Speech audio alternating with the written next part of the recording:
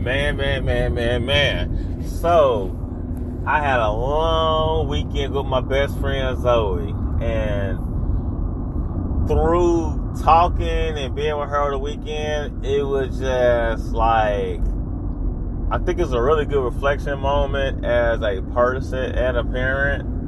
And then I ended my weekend talking to my mom about my brother, and I talked to my brother yesterday, and just tying all these things together, just like, it definitely enlightened me on a few things about like my upbringing, who I am today, and who I'm projected to be.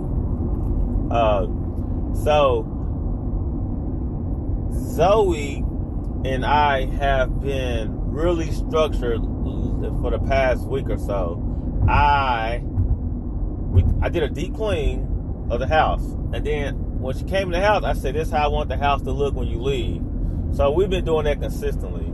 So that's been giving us more time to just talk and be with each other and finish homework, do other activities. So we had went to the store and got some paints. All right. So we got some paints on Sunday. That was like, I think, the highlight. But then Saturday, I fell asleep on the couch. All right. I was tired. And I knew I was tired because I slept on the couch and it felt comfortable. The couch normally like, I'm going to sleep here and, I'm going to just hang out, whatever. So I fell asleep and I woke up. I slept maybe an hour and a half. And I went grocery shopping, but I haven't cooked any food yet. I was supposed to cook Saturday night, but I went to sleep. So I'm sleeping on the couch, and I wake up maybe about 7 o'clock. And so it's like, "Dad, I'm hungry." And I was like, "Huh?" She was like, "Yeah, I know we'll get some food, but you didn't cook anything, so I didn't see anything in the refrigerator, so I didn't want to wake you up because you were sleeping." And it was just so crazy. I was like, man, my child saw me sleep and didn't want to wake me up. I was just like, wow, I trained her to be well, because I'm the same way. If you sleep, I ain't waking you up. All right? I'm not waking you up because you sleep. Sleep is peace. I'm not going to interrupt your peace to satisfy myself. So I woke up, I fixed her something to eat, she was happy. Man, I think I fell back asleep. I woke up about another hour later, she knocked out sleep. So I put her in the bed, I got in the bed, I got in her bed. I sleep in her bed now. So I slept in her bed, she slept in mine. We went to sleep, everything was good. So I noticed when I get up in the middle of the night, I'm either hot or cold, so I'll just alternate thermostat. All right, and she's the same way. So she slept peacefully. So, me being tired, I slept good. I woke up about 8-ish. I think the time had changed. So, I woke up about 8-ish. So, 8 o'clock, I'm like, man, I don't want to wake her up. So, I started cooking. I'm in there cooking turkey pastrami, bacon, omelets, egg muffins, pancakes, waffles, pancake muffins. I even start chopping up my vegetables, organizing my fruit, getting my meal prepping ready. So I'm in there cooking, throwing down. Man, the freaking smoke detector came on. She's still in there asleep. About 10 minutes later, she crawled on the floor with the blanket. So she finally gets up, blah, blah, blah. So she looking at my food I cook, and she like, "Dad, you didn't make nothing I like." So I swear, I convinced her to try the food. She loved everything. And she gonna say, "Dad, you should have been a chef. You good at cooking." And it was like, dang, man, somebody appreciate my cooking. Because I don't cook for nobody except her and me. So that made me feel super good. But in the midst, she was learning how to cook also. So it was a little, team building. So Sunday comes along. And it's Sunday. We good. I'm cooking. Everything good. We go get our art supplies. We come home. And I'm like, "Zoe, let's clean up, before we go to your mommy's house, because I had to work. So I said, Zoe, can you, where the painting at? Why are you painting the trash? And she was like, well, I didn't do well on it. And I was like, well, Zoe, you're freelancing. When you're freelancing, you just paint. You just do your art.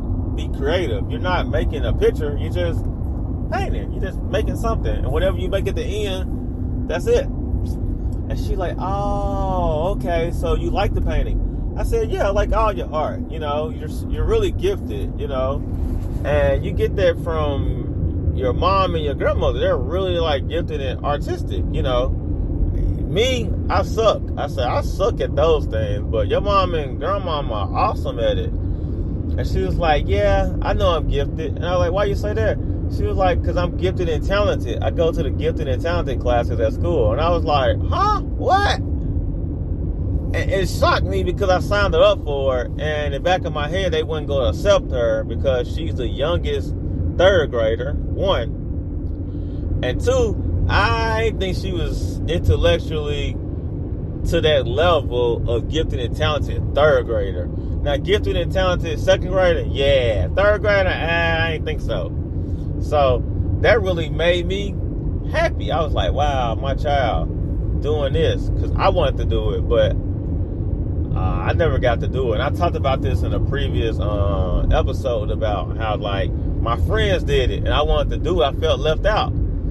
So, but my friends got into it when they were younger. And as I previously talked about, I skipped school so much. So I never got a chance to do these things because I never stayed at the same school. So Zoe's been at the same school throughout her whole elementary. So that gave her the opportunity to get into the program. So seeing the program, and the point I'm trying to get to is, watch this. So I said, Zoe, why you didn't tell me that you was in the program? She was like, well, I wasn't supposed to tell you. And I was like, why is that? She said, because me and my friends at the school in the gifted and talented program, we said we want to go tell our parents. So you have to act like I didn't tell you that. And I was like, what? She was like, yeah, it's kind of like our little secret because we want it to be like a special club. So we can't tell our parents or our friends at school, but we all know that we're in a gifted and talented program. And it really, like, I was so happy, but I was like a little confused still. I was like, man, this thing you should be proud of. And I thought about it. I'm the same way. I don't like to openly talk about my accomplishments in the present. I talk about in the past. Like, when I was in graduate school, I didn't talk about the military unless it was brought up by somebody who I already knew. Even now, as I have my master's degree, I don't talk about my master's degree unless somebody brings up, oh, yo, Michael got his master's degree. Because I'm not even thinking about that. That's my foundation threshold. Like, that's nothing to me. I'm working on this, I'm in the midst of getting my teaching certification and my social work license. So I'm not even thinking about what I have. I'm thinking about what I'm trying to get. And I talked about this in a previous podcast. And I appreciate now thinking about what's next or in the past. But yeah, it just really enlightened me on, like, my child's just like me. These things I'm teaching her, she's using, good or bad, because I understand where she's coming from. Gifted and talented is not that serious to her because she don't need a program to determine who she is. She has us for that. But me, I'm super excited, and I'm gonna tell her mom, but like, she's super excited, so I don't want to mess up her excitement because I'm excited. She's excited her own little way. She got her own little thing going. I don't want to overstep my boundary as a parent because I want to be part of what she got going on, So I'm learning to create that balance between the two because a lot of times we can overstep our boundaries. And even like me as her coach, I coach her. But ideally I want to train her. But I only coach her now because I haven't found anywhere for her to go that I trust the coaching. So now that I found somewhere that I trust the coaching, I'm comfortable paying out of pocket. I'm comfortable doing these things. So now, like starting today, she's going to be going to skills training, and she's going to be coaching, playing games once a week. So I'm super excited, but I can't force her to do these things. She has to want to do these things. And when I push her in a manner that she's enjoying the push by somebody else, not me pushing her, because she's previously told me, Dad, you don't push me hard enough. And I'm like, I don't push anybody hard enough. I believe in self-motivation. So I'm going to motivate you to motivate yourself. I'm not going to forcefully motivate you because of conflict of interest. I'm optimistic. I see what you're good in. We could talk about what you're bad in and work on it, but I'm not going to force you to be good today. Because what you're doing today may not be what you want to do later. So I'm not going to invest too much, but I'm going to teach you the basic foundations of exploring and reaching your goals, but I'm not going to force you to reach your goals.